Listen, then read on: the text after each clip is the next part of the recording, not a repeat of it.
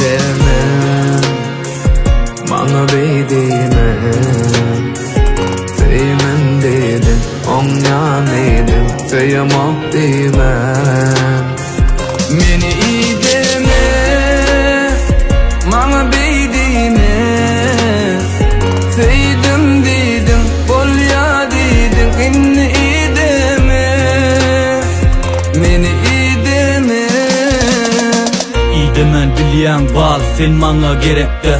Menim onyan Huday var, sana seyretme. Seni tanıyan yönü, hasiyeti belirtti.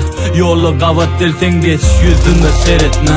Meni inni idim o, sana öngüm bidim o. Canı daysan alam o, kuluğu taraf alam o. Yanına param o, görürsün gelin o. Sen beni ne çözeysen ben seni söyleyem o.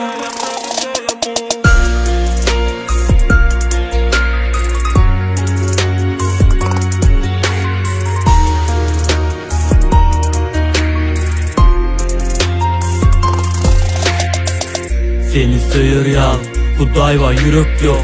Sen yalı kıyıfken bal, olurdan derek yok. Bari bidirip, bana diyen sen gerek. Yönü gerek der bana, sen yalı bidirip. Hasretim alamasamım, başkasını alamasamım. Yönüme söyleyemem, ben söyleyemem. Senden utulamam, söylesem kurtulamam.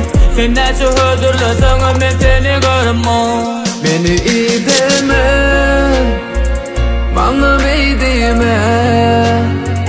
Seydim deme, bol ya dedim, seyemok deme.